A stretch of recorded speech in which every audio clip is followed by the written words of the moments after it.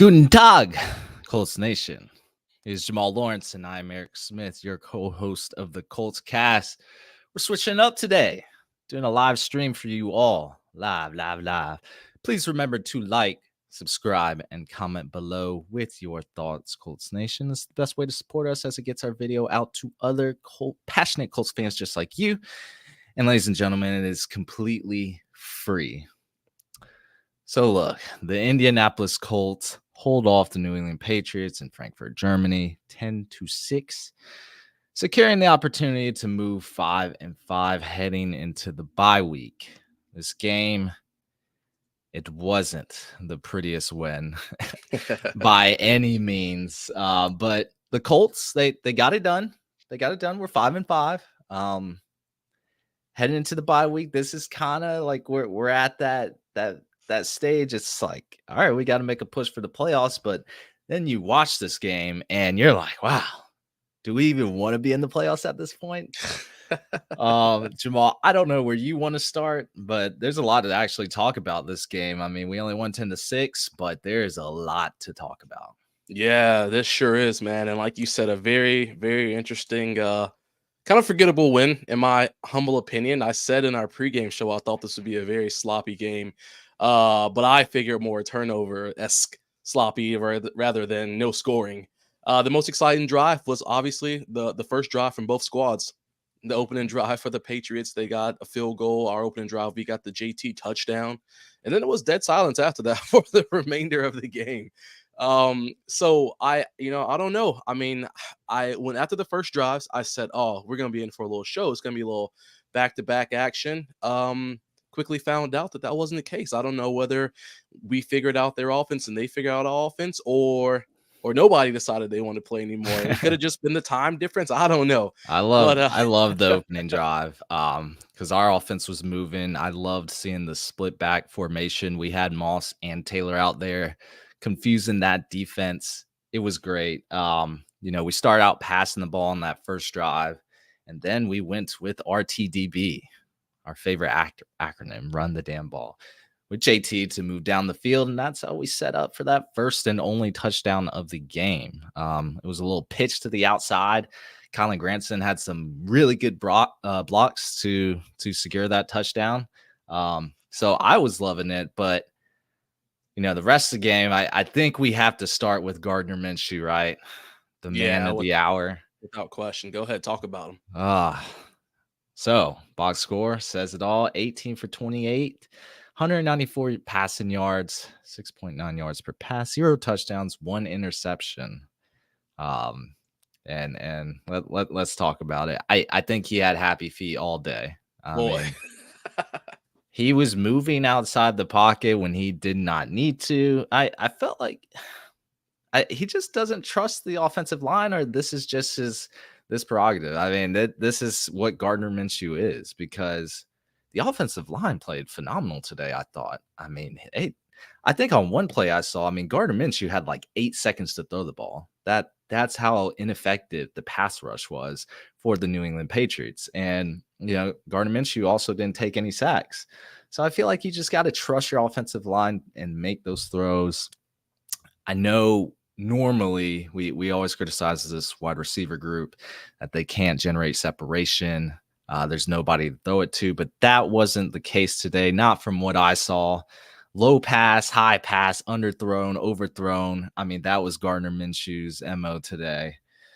Just need you to hit those throws accurately. Like we could have been, we should have generated more points than that. And that interception, we saw that interception, that it was a forced pass. Everyone saw it. He could have just ran it up the middle, man.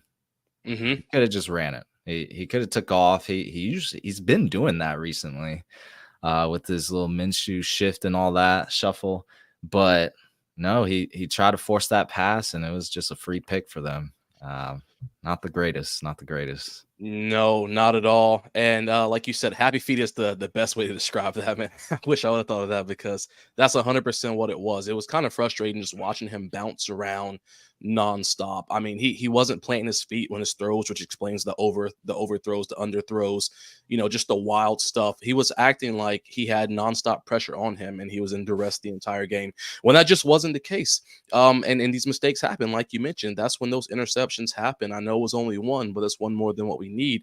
We finally break that streak of, I think we're like 0-5 or so with the turnover, with at least one Mhm. turnover. So we finally break that streak, thank goodness. But there were just a lot of times where Minshew didn't need to do the extra fluff around and bouncing around the pocket because it didn't really matter.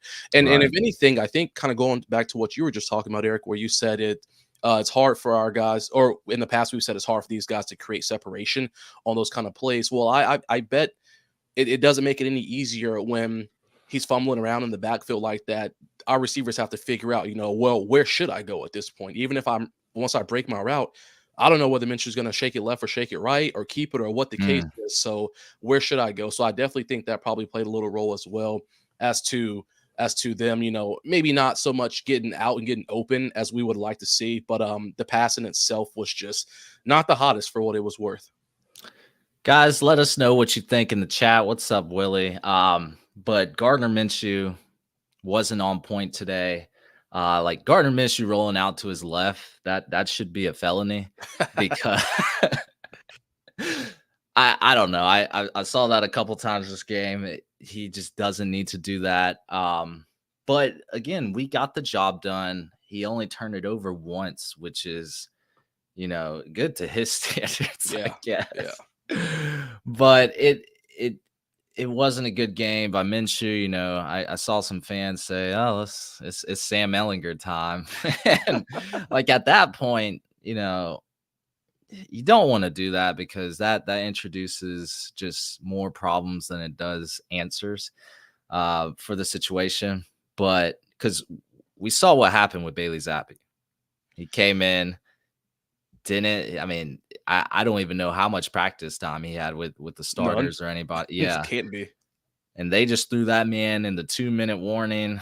You saw how that went. So I don't really want to do like Sam Ellinger. We saw what happened against the Patriots last year. Do we really want to do that again? I feel like the Patriots, they had a chance to win this game as much as we don't want to admit it, and they decided to pull the plug when they thought that they can get another W. So they didn't want to go ahead and take that route. He makes fun of this. Facts. Sick to my stomach. But it is definitely one of those things because why would you? I mean, Mac wasn't playing the hottest, obviously, but during a No. 2-minute warning, 2-minute drill, why would you put somebody who's cold out there? I think Bill Belichick had one thing in mind, and that was to make sure he take the L in this game, especially after Mac threw that interception. That For us to get the ball interception. back. Yeah, that I don't know what that was. That was Mac Jones. That Mac Jones is not great. He's not good. He's and that's all I'll say. He should have had a touchdown. I think that was the Mike Gesicki Yeah. if he would have floated that pass correctly, but severely underthrown. You can't do that in that situation. If you're a New England Patriots fan, it was really bad. But back to our offense. Jonathan Taylor, I don't think he was the most efficient, but I think he's taken over as the lead back. The man had 23 carries for 69 yards, as opposed to Zach Moss, 1 carry, 2 yards. So the shift in workload, Jamal, I think it's finally happened. We pay Jonathan Taylor this money, and look, we got to lean on him, right? He had his touchdown, like we said earlier, Mhm. but he only averaged 3 yards on the ground. But we did run. I mean, 23 carries, 26 carries as a team, as opposed to Gardner Minshew throwing it 28 times. We kept it pretty balanced throughout the game, but the offense was still sluggish, right? Oh, we lost Jamal there. I'll keep going. I thought the offense was pretty sluggish. If you look at the total plays, total yards, it's in the Patriots' favor, if we're being completely honest. The Patriots had more first downs. They definitely had more rushing yards on the ground. They were just better in a lot of aspects of the offense. They controlled the time possession. We'll talk about that when we get to the defense, but look, the Colts, it wasn't bright today. Like this offense for an offense, I think that was putting up at least 20 points per game this season. Yeah, we fell short of that severely. Oh, I see Jamal back. What's up, man? Yeah, yeah. Sorry, man. I just got the boot right there. I don't know what that was about, but we're back. But kind of to harp on what you were just talking about, Eric. We mentioned the 26 total team carries for us. 23 of those came from JT for 69 yards. I still think there were opportunities for it to be more fluid, but I still think at times the Colts decided to just run the ball at not the most appropriate times. And same thing with the passing. I mean, we saw a drive where we did three. We were backed up. I think we started the drive off back on like our 15 or 20 or so, and we did three straight passes, and and all of a sudden it's fourth down now. And the same with run. I mean, they may stack the box a little heavy with 8 or 9 people, and we're trying to run it up the gut. I mean, at this point, we got to utilize some play action. We don't have to remain in shotgun in every single play. I know it's beneficial, especially for someone like Minshew. I don't know whether he would be comfortable, being under center than having to turn his back to the defense to fake out a play action. I don't know that I trust it personally. So maybe shotgun is the better route. However, I do think that, once they started stacking the box and they showed that they were going to honor our run game, we gotta use those play actions. They Because forced Minshew, boy. yeah, They yeah. forced Minshew to make a play. Definitely. But in speaking of which, him forcing to make plays, I thought he was forcing the ball to Michael Pittman Jr. quite a lot today as well. 12 targets, 12 targets, 8 receptions, 84 yards. And I just put that in perspective because the next up with the most targets was Isaiah McKenzie with 4, which he caught all 4 of those. But then next up, of course, Josh Downs, who only saw 3 targets. That knee was still hurting him a little bit, but I'm glad to see he was out there because it did look good when he was making plays. Everybody else, 2 targets, 1 target. But Oh man, lost Jamal again. Look at that. Look, cut out again, man. yeah, yeah. I think you're back. You're back. Okay, yeah, go ahead. I may cut out once or 2 more times for me, but keep on talking. Um, yeah, Michael Pittman, as he should be the focal part of this, offense. He's very steady. He's the go-to guy. He's got strong hands. He's a strong receiver, big receiver. Of course, I don't think he has that speed, but he does what he needs to in this scheme. They get him the ball, we get first downs. So Michael Pittman, I know he's been frustrated with his role. I think it was one of the games we lost. He was frustrated with his role. Ever since that frustration kicked in, they've been feeding him the ball, as he should. I mean, he makes plays, he gets the yards, he does what he has to do. But look, I'm gonna be straight up real quick. Y'all been hating on Alec Pierce for so long. It's time to end that storyline. He only had 1 catch. Exactly, but it was a phenomenal grab. He climbed the ladder, got up there. I think we need to feed the ball to him a little bit more. Doesn't have to be 12 targets, but Alec Pierce, like y'all hate on him a lot. And I mean, come on. Dude, love saying Chatter, y'all. chatters, what do y'all think? All right, Is so Alec first off, Pierce not it, or is I'm he it? gonna speak for some of the chatter because I'm sure people probably feel the same way. I honestly thought that Alec Pierce would have had a much more productive day with Josh Downs being limited. I really thought he would have had a much more productive day. So I was disappointed to see him only get one target, 1 reception. I don't know what the disconnect is between Minshew and Pierce, but there is clearly something because he doesn't get opportunities. Mm. But I'm also not going to say just because you're batting 1,000 right now, you only had to go up to bat 1 time. So it's easy to say you got to put some respect on someone's name. That's that whenever you only have 1 opportunity. So I would like to see him get a lot more opportunities, to be completely honest, because I think that he has the ability. I think he has the ability to be really good, especially at a time like this where Downs is down. At least with injuries, we don't need Pittman being the true focal point of this offense, getting 12 targets and then you're a number 2 getting 1 target. That just doesn't add up, obviously. Yeah, Josh Downs did make an incredible grab at the very end of the game. Gardner Minshew kind of just threw up a prayer as he was, I think, rolling to his right. But Josh Downs, he leaped forward, got that grab. I think it was a 28-yard catch. I Mhm. mean, he made look, we slammed the table for Josh Downs, and he is Different. cutting dividends. Yes, Josh Downs, I mean, he's looking like the most dynamic receiver on this team. He can do it all. But yeah, I will double down on Alec Pierce Sure. as of right now. Respect that. I think I mean, one target for a guy we drafted in the second round. Come on, man, come on, man, come on, man. Let's see if Alec Pierce, because he didn't get his DPI this game. I was sad about that. No, Wanted Pittman got that OPI though. This is He disappointing. did. Go ahead. You cannot extend your arms, Michael Pittman. You can put your hands on him a little bit, but once you fully extend it like that, that's automatically going to get called. I remember seeing that, and I was like, oh, they threw the flag, and he's open. It's definitely an OPI. So, yeah, but Michael Pittman, still a great day for him. For sure. For sure. I think we were missing Ogletree. I saw Will Mallory get some targets. Same with Colin Grant, Sinmo Cox. We're missing Ogletree. We're missing Jelani Woods, of course. But yes, this passing game looks pretty stagnant to me. I'm hoping. I miss Anthony Richardson. I really do. Yeah.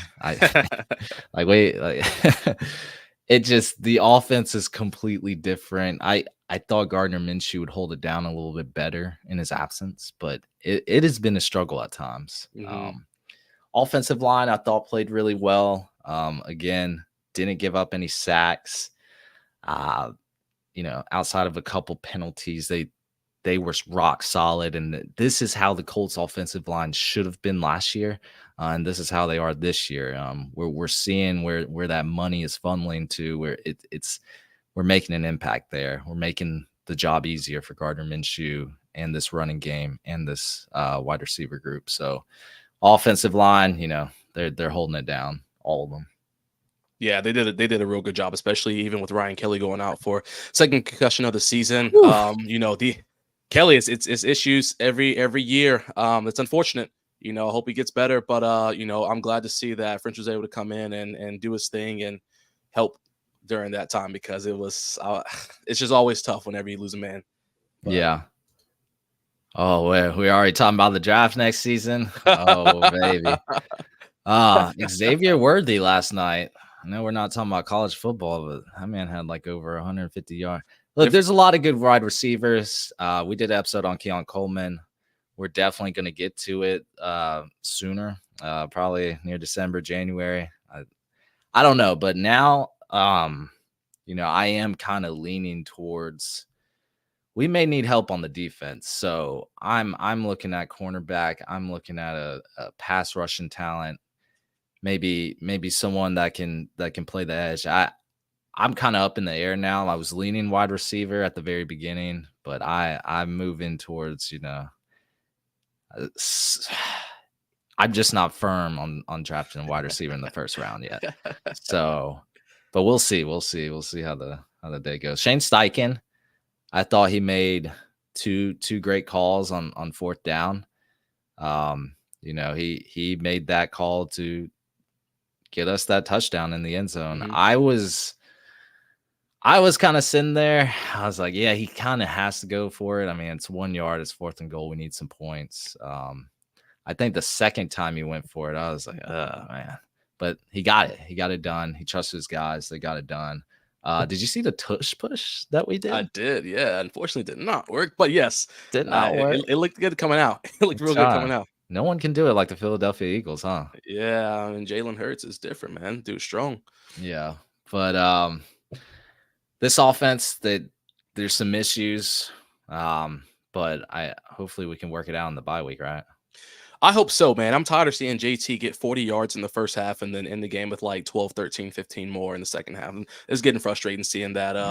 I mean, obviously he knows he's not putting up the same numbers. I'm sure at the end of the day, he's still happy because he got paid that's the reality of the situation. But I would like to see this offense be a little more productive, especially in the run game, when we put up decent numbers in the first half and then do nothing in the second half with it. Yeah, no, I hear you, but they want to take away Taylor and force Minshew to make a play, and we see how that happens. Hey, again, please, ladies and gentlemen, remember to like, subscribe, comment if you're tuning into the live stream right now. Really gets this video out. We want to chat with other Colts fans. It's great, and it supports us in the best way possible because it is free for you.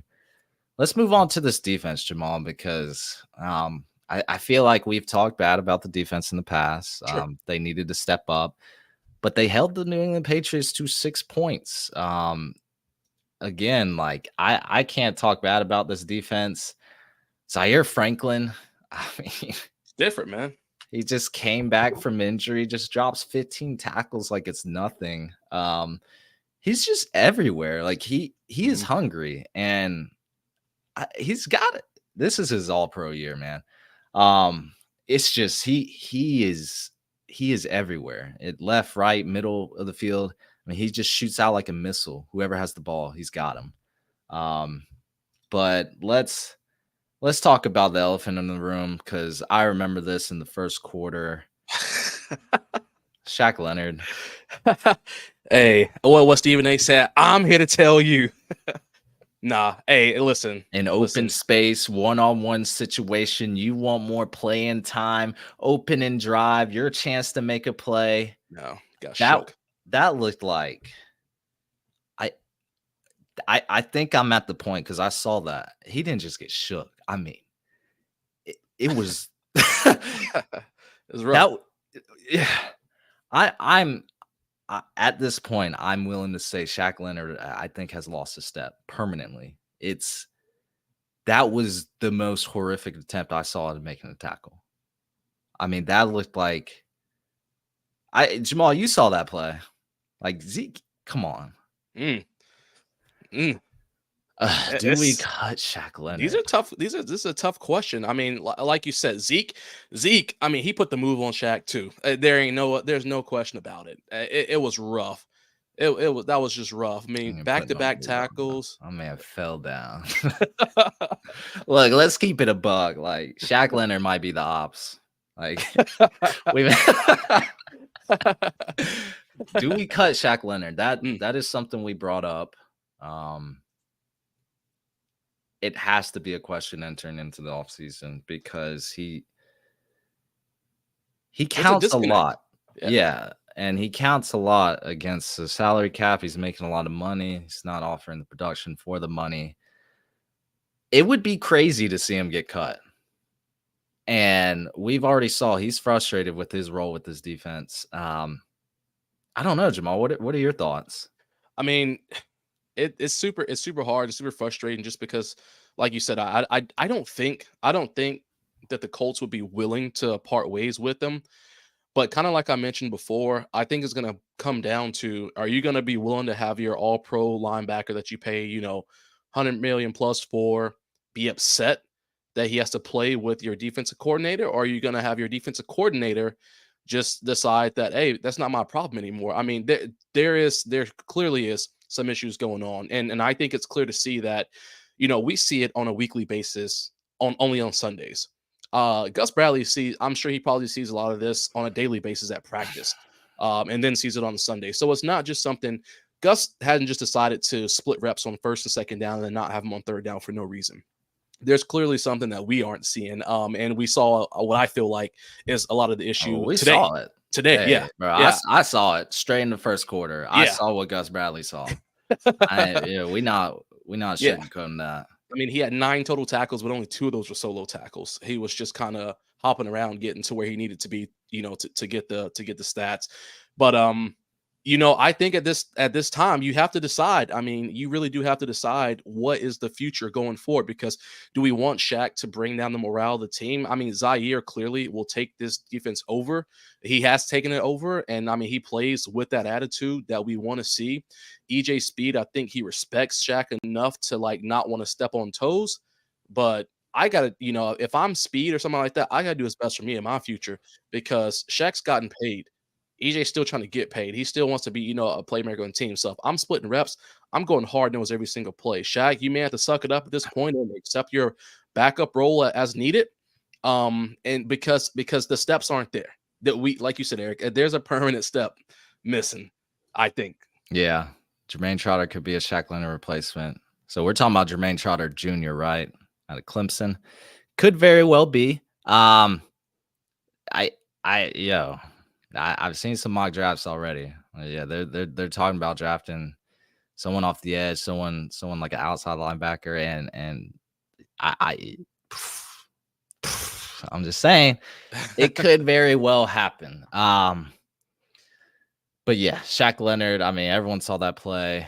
I mean, he did have. You're right, Jamal. I mean, he did have 9 tackles. You know, Yeah, second. but two solo, two solo. I mean, he No, no. was I mean, bounced he's around not so much. forcing turnovers like he's No. supposed to be. Like this is supposed to be the peanut punch god. This is supposed to be the guy that gets picks as well. This is supposed to be the guy that forces 8 fumbles a year. Like I had him on pace, like going top 10, like ever for forced fumbles. Like he was on pace to do that. I mean, he got hurt, Mhm. and then that kind of killed it. But this is not Darius Leonard. Hey, while we're talking about negatives too, can I just call out Daryl Baker Jr. and his tackling as well? Because boy, my man was ducking and diving every hit that came his or every person that came his way. Hey, So look, I'm gonna try to be positive. fine, you want to DeForest talk positives? Yeah, D-Buck. Yeah, because that dude's Buck, different. Yeah. Hey. DeForest Buckner. I knew there was a reason why I got his jersey. I mean, he was everywhere today too, and I think his impact on this defense, Yeah. it doesn't show up in the box score. But I just this front four that can just win matchups 1v1. We don't have to blitz. We don't blitz often. It just means so much. And DeForest Buckner opens up for his team. And it opened up today for Dio Dangbo. Mm-hmm. But Dio Dangbo, I mean, he was just winning his matchups. But oh my goodness. Sacks aren't, the be all end all stat, but come on, man. Three and one half. Yeah, Hey. my man was eating, showing off that this, we talked about this Colts depth and how we're lacking in it. I don't know if we are. I mean, that man was flying through, and like you said, Jamal, all in the first half. I Yeah. mean, it was looking good today. I know it was against Mac Jones, but we got 5 sacks on him, right? Yeah, all in the first half. I mean, and like you said, it all came from D-Buck setting the tempo, just gunning it, and that opened it up. We started to see those holes where they could be exposed, and Dio said, "All right, say no more. I'm gonna go after it." Quiddy got him one after coming back from the injury. Taquan Lewis. I mean, everybody was getting a little chance to eat today, which I like to see. Yep. It was great. I really hope Quiddy Pay stays healthy. He came Man, back. He listen, came back. He came back. yeah, but what again? Similar to the Shack. At what point do you decide that hey, is it time to move on? All right, relax, bro. That's yeah. You don't Hey, want to. chill out, bro. He's still on a rookie contract. Look, but yeah, DeForest Buckner getting double team. It sucks for him, but it does make his team better. But that's the kind of attention he generates. He's that good. I should go put on his jersey right now. I just got my Colts sweatshirt today. Um, Here's another elephant in the room. Why couldn't we stop the run? Why couldn't we stop the run? They were averaging, I think, as a team, 4.6 yards per carry. Poor tackling, shoulder tackling, ducking heads. Everyone was afraid. Besides Zaire and besides D Buck, I mean, everybody else was afraid. They were just bouncing away. They were getting bounced on. I think, and I may, correct me if I'm wrong, but this kind of, you saw them running the ball. Why didn't we shut that down? Why didn't we get those linebackers to drive into the middle and shut down that run game? I think this we got to talk about Gus Bradley. He didn't make the adjustments. I guess he thought, that's fine. We'll just let him have 8 yards per carry. I don't know, man. I just didn't see, because it felt like they were gunning it up the middle every single play and getting a bunch of yards. And whether it was Zeke, Ramondre, shoot, even Mac Jones had 25 yards on the ground. Mac Jones has never had rushing yards on the ground before. So it just that kills me. The Colts could not stop the run today. I'm not a big fan of that. We're usually a team that can stop the run. That we're a little better in that department than we are, in the pass defense department. But I think it kind of was flip flop today, right? Yeah, I don't know whether we just thought that at some point they were going to just try to attack it by the air, and they being the Patriots. But Belichick clearly made that second half adjustment and came out the second half and said, "We're just going to run it until they make an adjustment and honor it." And guess what? We didn't do, like you said, Eric, not a single adjustment because it was just play after play after play. I mean, they marched downfield without having to worry about passing the ball because every time Zeke or Mondre touched it, it was a first down, another first down, another first Right. down. So I don't know. It was definitely disappointing to see. Yeah, we say Quiddy Pay is a better run defender than pass rusher. He has been good in that department this year. I think he's had almost 6 tackles for a loss. Yeah, I'm not ready to give up on Quiddy Pay yet. I would love him to stay healthy so I can fully evaluate how good of a season he's having. But it's never been that way. I don't know about Gus Bradley's replacement. I'm not saying we should call for his end of tenure, but there's just questions come out, when I'm watching this football game, when they're just gunning it on the ground, like we have to make adjustments. And I feel like a lot of times Gus Bradley does not do that. He fails to hold players accountable a lot of times, keeping them in the game when they're making that poor tackling. Of course, not with Shaq Leonard, but the other players we've seen, like he was died hard for Brandon Faison last year. Hmm. Tony Brown stayed in the game in Hmm. that Saints game. I mean, come on, guys. It's just if I'm seeing it, everyone else is seeing it. But I feel like I don't know if Gus Bradley should be replaced. I don't know which defensive coordinators or any other coaches would be on the market at the time, so I can't name a replacement right now. But we're 5-5. I don't think especially in Shane Steichen's first year, like he chose to retain Gus Bradley, right? Yeah, he Right. did. Yeah, he So did. I mean, I I I the only don't thing think they else, make major moves. I don't think he makes major moves, especially if they're on the cusp of the playoffs with sure. losing their starting rookie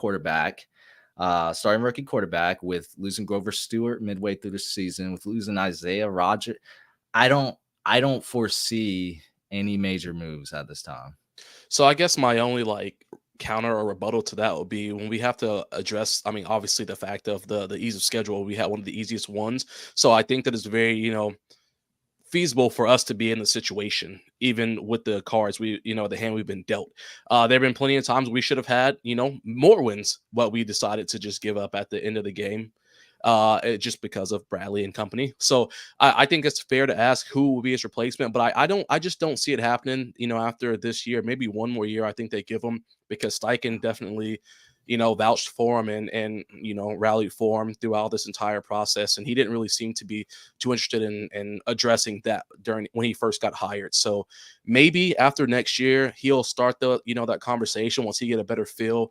But I like to think that he wants to have someone there who he can, you know, for what it's worth, trust to do their job, to a certain standard. Obviously, it hasn't been the best standard or the highest standard, but to a standard to where he can focus on his head coaching duty rather than having to have another stressor of who am I going to be able to figure out to come in and bring in this defense and then want to, restaff every position within the defense as well, et cetera, et cetera. That just seems like one more stressor that he may not be willing to pick up at this time, like you mentioned, Eric, because we are on the cusp of the playoffs sitting at 500 right now, his first year. Yeah. So We're 5-5, guys, and we're talking about replacing a defensive coordinator that just held the New England Patriots to 6 points. but they only score 17 points a game that we got to talk about. We got to say that too. And yet, yeah, and he cut it down to half their average. So it, we shouldn't be talking about that really. I mean, we should be talking about the holes that we did have on defense today, which was the run defense department.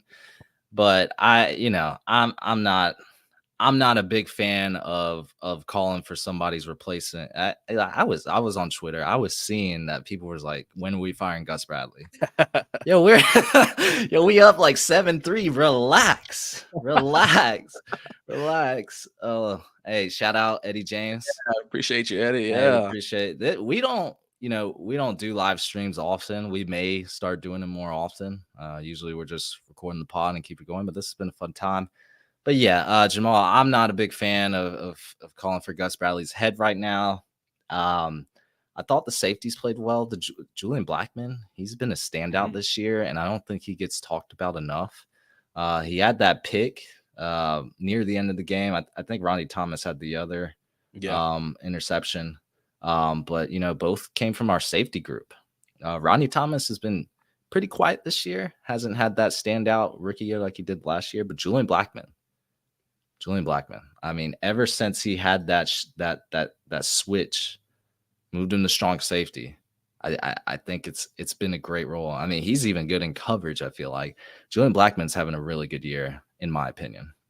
Yeah, he is. Now I'm appreciating everything he brings to the table because we talked about needing someone to kind of help solidify this backfield for us, and he's been doing a real good job of it. Thanks, David. Yep, go Colts. That's right.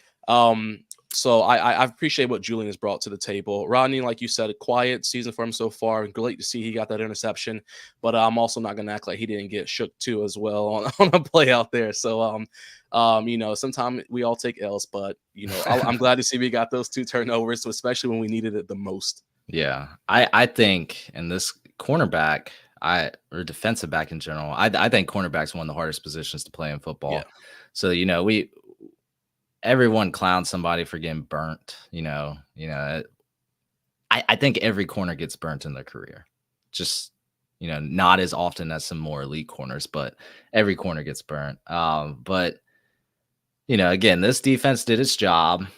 We forced Bailey Zappi into the game. That's good. I mean, that man did a fake spike into an interception. That's a wild way to end the game and potentially get your. I mean, he threw it in like quadruple coverage. Yeah. That Yeah. yo, I don't know, man. I guess he was confused, but that man, I mean, he threw it to a lot of Colts players. It just looked like he's just like, yo, fuck it. So, we were hurting without Ogletree. We did talk about that earlier when we were talking about the offense. I felt the same way. But yeah, nobody's talking about Julian Blackman around the league. Yeah, he's been solid this year, more than better than solid. I think safeties they don't get a lot of the credit when credit's due. They also don't get a lot of the blame either, Mhm. But I feel like Julian Blackman, he does need to get talked about more. Special teams, Matt Gay, man, Oh, that was tough. I know. yeah, he usually has enough. He always has enough boot. Yeah. That was because I Just was like, right there. dog. I was like, yeah, he gonna hit this. It's Yeah. accurate. And then I was like, dang, it's kind of low. And then, yeah, on point but short. Big kickoff return in the 4th by Isaiah McKenzie.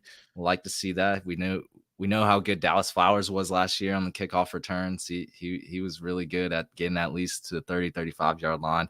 Mhm. That's an extra set of downs that we don't have to get. I don't know. Special teams, it was okay. I wish Matt Gay would have hit that 57-yarder, but we ended up with a win, right?